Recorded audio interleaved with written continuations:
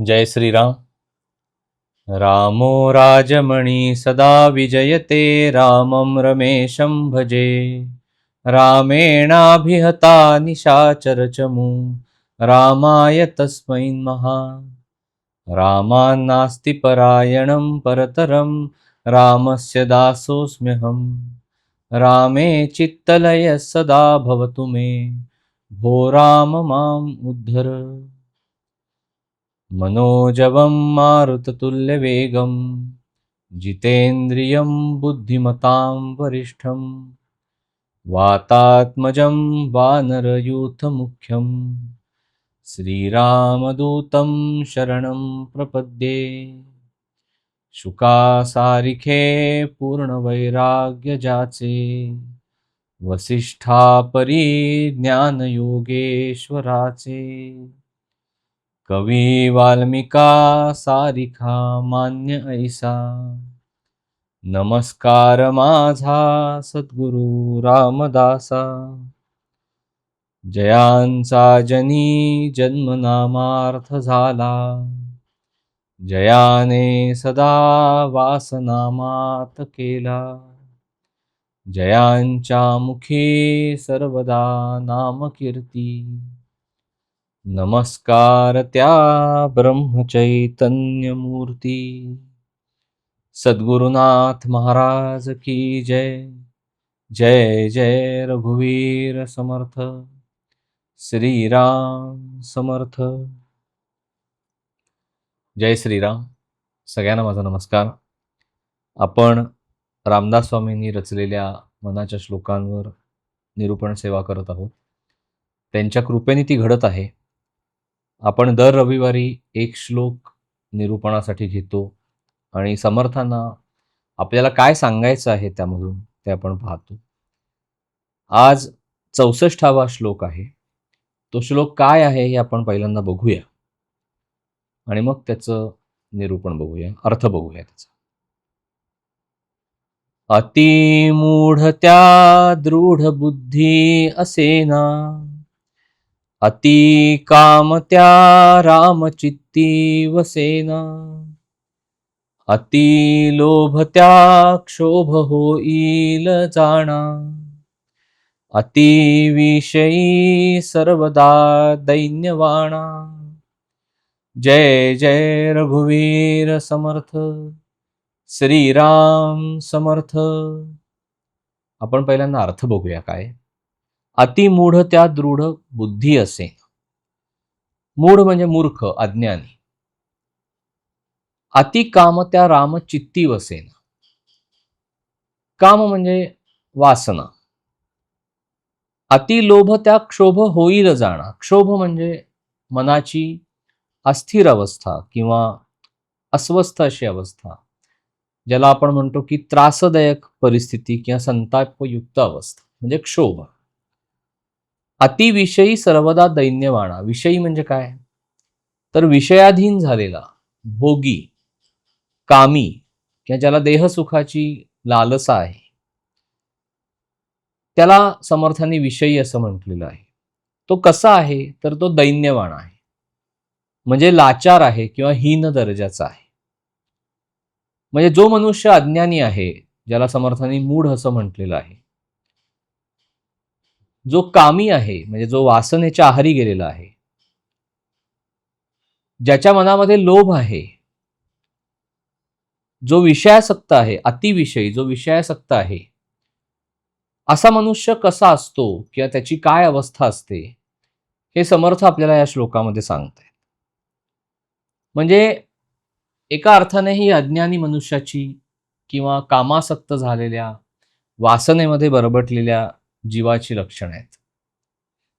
म्हणजे पहिल्या चरणामध्ये जेव्हा समर्थ माऊली म्हणते की अतिमूढ त्या दृढ बुद्धी असेना, म्हणजे जी व्यक्ती मूढ आहे, म्हणजे जी व्यक्ती अज्ञानी आहे, ज्या व्यक्तीला कळत नाहीये की आपलं हित कशात आहे, त्या व्यक्तीची बुद्धी स्थिर राहत नाही. म्हणजे आपण साधारणपणे बघितलं तर प्रत्येक मनुष्याची बुद्धी ही कुठेतरी अस्थिर असते.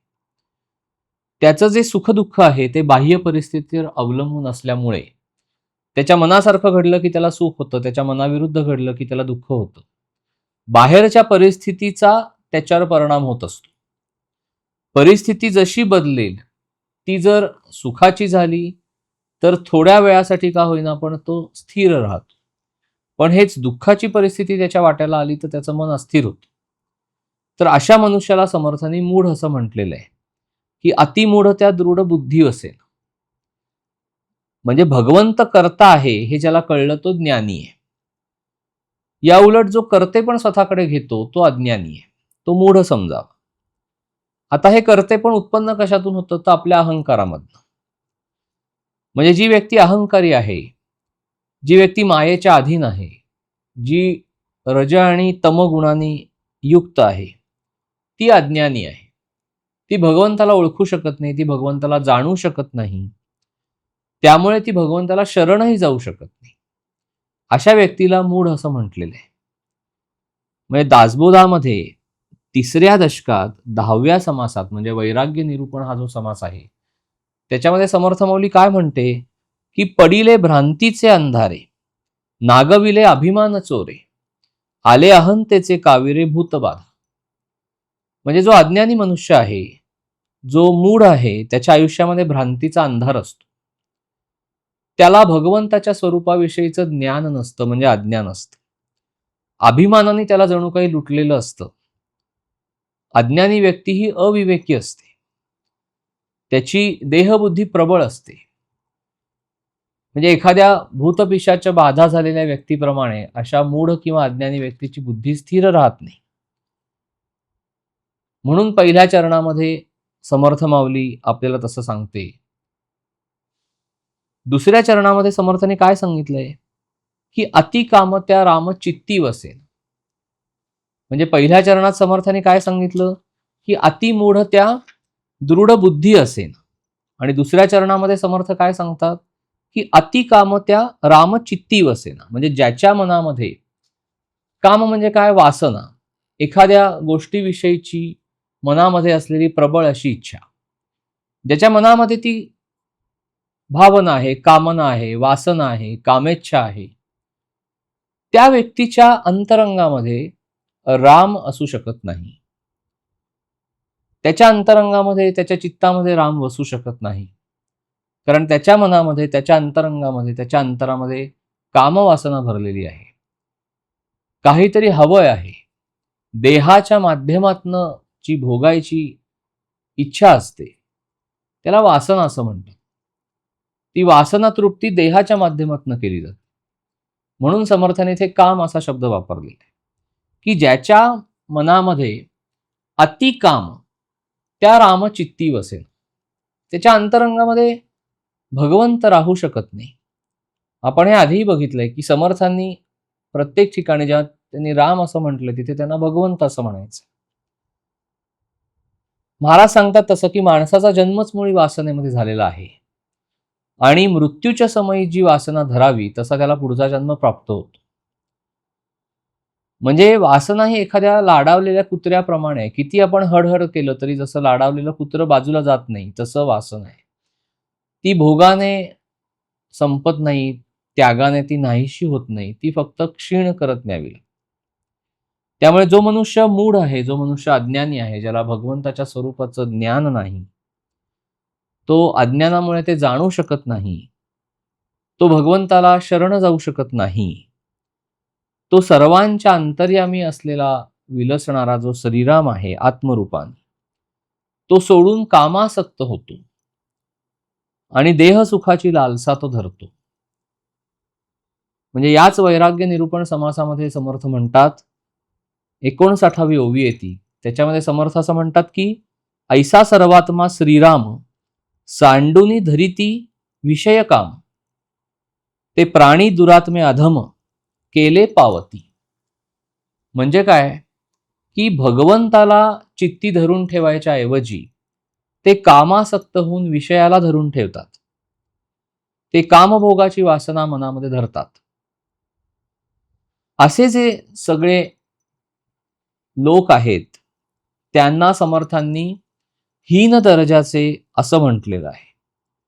आणि केले पावले म्हणजे काय, की अशी सगळी मंडळी कामवासनेपायी किंवा एखादी वासना प्रबळ असल्यामुळे, ती इच्छा प्रबळ असल्यामुळे काही बरी वाईट कृत्य करत राहतात. त्याच्यामुळे केले म्हणजे जसं तुम्ही कर्म कराल तसं पावले म्हणजे तुम्हाला ते पावतं. आणि हेच तत्व सांगताना समर्थ दुसऱ्या चरणामध्ये असं म्हणतात, की "अति कामत्या राम चित्ती वसेन." ज्याच्या मनामध्ये अतिशय वासनेने बरबटलेलं आहे, त्याच्या मनामध्ये भगवंत निवास करू शकत नाहीत. पुढे तिसऱ्या चरणामध्ये समर्थ माऊली म्हणते, की "अति लोभ त्या क्षोभ होईल जाणा." ज्याच्या मनामध्ये अतिशय लोभ आहे, कारण एकेका विकारातून दुसरा विकार उत्पन्न होतो. म्हणजे जिथे अहंकार आहे, तिथे कामवासना असते.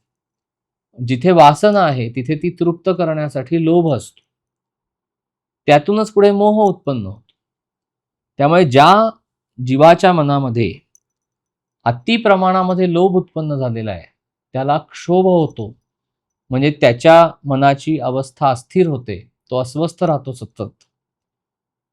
आणि जर आपण या श्लोकाचं नीट अवलोकन केलं, तर समर्थांनी प्रत्येक ठिकाणी त्या चरणाच्या सुरुवातीला अति हा शब्द वापरलेला आहे, की अतिमूढ, अतिकाम, अतिलोभ, अतिविषयी. म्हणजे ह्यातून समर्थानं आपल्याला काय सुचवायचंय?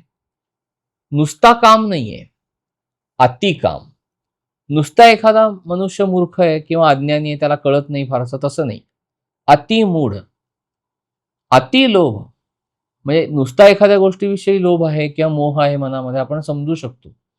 पण समर्थाने इथे काय शब्द वापरलाय? अतिलोभ, अतिविषयी. आपण सगळेच जण विषयामध्ये राहतो. पण ज्याच्या मनामध्ये अतिविषय आहे, म्हणजे अति प्रमाणात कुठली गोष्ट असली, की जेव्हा ती मर्यादेच्या पलीकडे जाते, नियंत्रणाच्या पलीकडे जाते, तेव्हा ती दुःखदायक बनते, असं समर्थांना सांगायचं. हे व्यावहारिक आयुष्य जगत असताना कोणतीही गोष्ट आपण मर्यादेमध्ये भोगली, तर आपल्याला ती त्रासदायक होत नाही. पण जेव्हा आपण ती गोष्ट अति प्रमाणामध्ये भोगतो, त्यावेळेला तीच कामवासना किंवा ती वासना मनुष्याला रसातळाला नेते. म्हणजे प्रापंचिक मनुष्याने संसारामध्ये मर्यादेमध्ये सर्व वासना भोगाव्या. ते गैर नाही. पण जेव्हा ती वासना मर्यादेच्या पलीकडे जाते, त्यावेळेला तो मनुष्य कसा बनतो, तर तो हीन किंवा लाचार बनतो. म्हणजे अस्थिर मनोवृत्ती जेव्हा मनुष्याची असते, सामान्य मनुष्याची, हे लक्षण आहे सामान्य मनुष्याचं, की त्याची मनोवृत्ती ही थोडीशी अस्थिर असते. ती स्थिर बुद्धीने राहू शकत नाही. म्हणजे समर्थांना इथे आपल्याला हे सुचवायचंय, की तुम्ही भगवंताच्या अनुसंधानामध्ये राहा. म्हणजे तुमची सत्सद्विवेक बुद्धी जागृत राहील, ती बुद्धी स्थिर राहील आणि तुम्हाला आत्मज्ञान प्राप्त होईल. म्हणजे समर्थ सांगतात त्याप्रमाणे, की हा संसार म्हणजे महापूर आहे. जिथे अज्ञानी कामी मनुष्य जो आहे, म्हणजे तो वासनेच्या मगर मिठीमध्ये जखडला जातो. मनुष्य हा दृश्याच्या मागे लागतो. जे साध्या डोळ्यांनी दिसतं, ते दृश्यमय जगत आहे. आपल्याला भगवंत जर शोधायचा असेल, तर आपल्याला डोळे बंद करावे लागतात आणि अंतःचक्षुसमोर काय दिसते ते पाहावं लागतं. पण जो मनुष्य अज्ञानी आहे, जो कामवासनेच्या आहारी गेलेला आहे, जो विषयासक्त झालेला आहे, तो दृश्याच्या मागे लागून त्याच्या मनामध्ये लोभ उत्पन्न झालेला आहे. तर तिथे तो वासनेच्या मगरमिठीमध्ये जखडला जातो. आणि ती वासना जी त्याच्या मनामध्ये उत्पन्न झालेली आहे, त्याची तृप्ती होण्यासाठी तो सतत धडपड करत राहतो आणि अस्थिर मनोवृत्तीनी करते पण स्वतःकडे घेऊन कर्म करत राहतो. म्हणजे वैराग्य निरूपण समासामध्ये समर्थांनी अशा अवस्थेचं वर्णन कसं केलंय पहा, की वासना धामिणी पडिली गळा, घालूनी वेटोळे वमी गरळा, जिव्हा लाळी वेळोवेळा भयानक. म्हणजे ही धामण आहे, पण ती कशाची आहे, तर ती वासनेची धामण आहे. ती जेव्हा गळ्यामध्ये पडते, तेव्हा जीवाला ती अस्वस्थ करून सोडते. जीवाला वासना आवरण घालते. तेथे वेटोळं घालून ती विष ओकते. जीवाला सतत असमाधानी ठेवते. आणि वारंवार भयानक अशी जीभ बाहेर काढून ती छळत राहते. म्हणजे मनुष्यामध्ये जी वासना आहे त्याला समर्थांनी धामिणीचं रूपक योजलेलं आहे. त्यामुळे जो मनुष्य मूढ आहे, जो मनुष्य अज्ञानी आहे, ज्याच्या मनामध्ये प्रबळ अशी वासना भरलेली आहे, ज्याचे मन लोभाने भरलेलं आहे, त्या मनुष्याच्या अंतरंगामध्ये, चित्तामध्ये कधीही भगवंत प्रकट होऊ शकत नाहीत, वसू शकत नाहीत. कारण अशी व्यक्ती सदैव अस्थिर मनोवृत्तीची असते आणि अशाच व्यक्तीच्या मनामध्ये क्षोभ उत्पन्न होतो. अतिलोभ त्या क्षोभ होईल जाणं.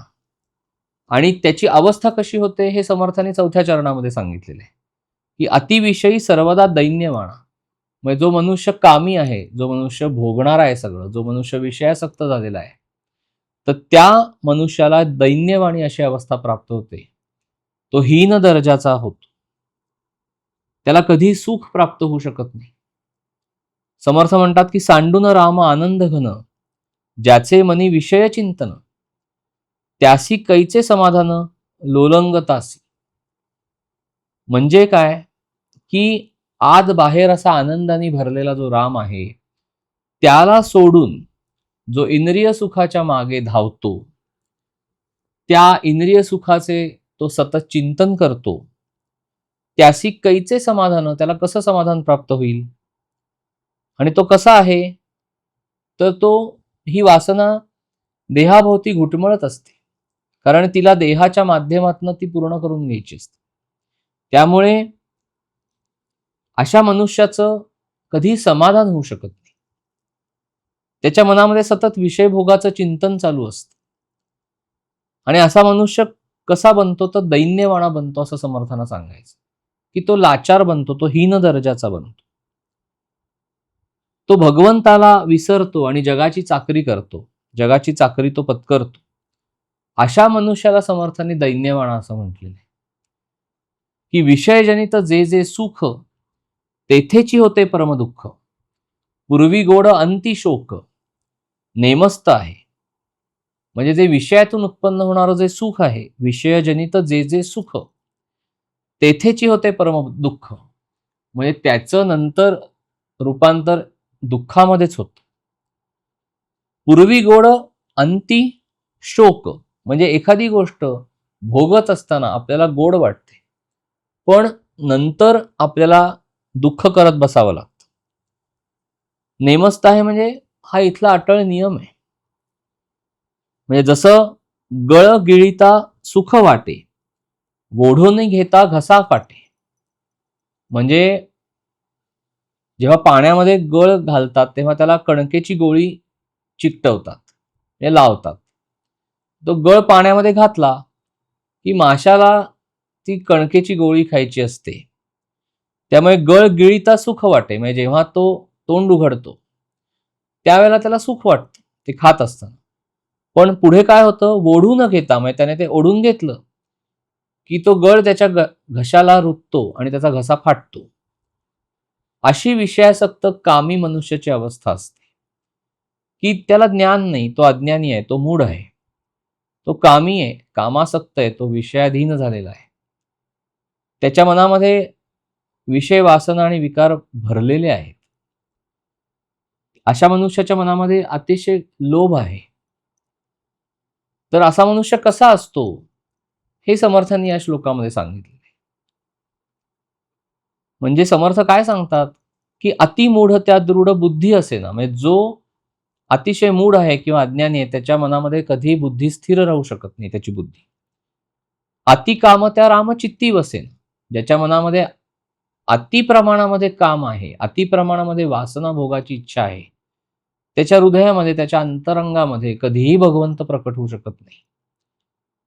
अतिलोभ त्या क्षोभ होईल जाणा, म्हणजे ज्याच्या मनामध्ये अतिशय लोभ आहे त्याची अवस्था ही सतत अस्थिर, अस्वस्थ, संतापजनक अशी त्याची अवस्था होते. आणि सगळ्यात शेवटच्या चरणामध्ये समर्थ म्हणतात, की अतिविषयी सर्वदा दैन्यवाणा, म्हणजे अशा पद्धतीने जो विषयामध्ये आसक्त झालेला आहे तो दैन्यवाणा होतो, तो हीन होतो, तो लाचार होतो. आणि हे सूत्र सांगताना समर्थ माऊली या श्लोकामध्ये म्हणते की अति मूढ त्या दृढ बुद्धी असेना, अति काम त्या रामचित्ती वसेना, अति लोभ त्या क्षोभ होईल जाणा, अति विषयी सर्वदा दैन्यवाणा. जय जय रघुवीर समर्थ.